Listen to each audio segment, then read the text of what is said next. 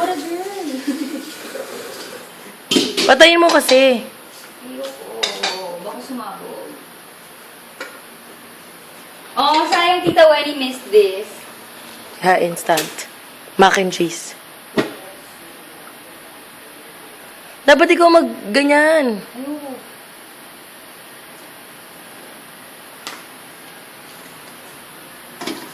Ano ka din yan?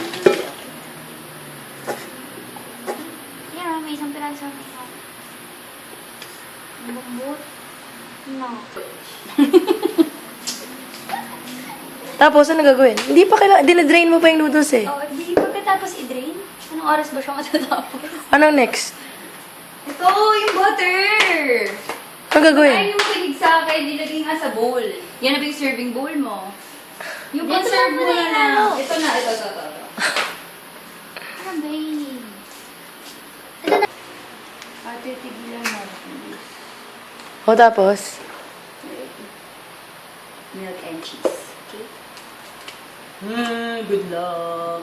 Feeling ko, malito. Ba't ayaw mag-melt ng cheese? Hindi na pala nakakam. Shit, hindi ko feel.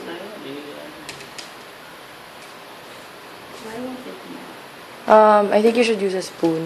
Why? An ordinary spoon. To mix it? Shit, ano na bang?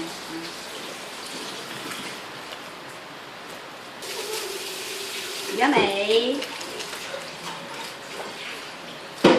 Only different garlic. Yeah, I think so. Baka masira yung Then I oyster cut. Shit. Scoop mo yung nasa spoon. Tanggalin mo.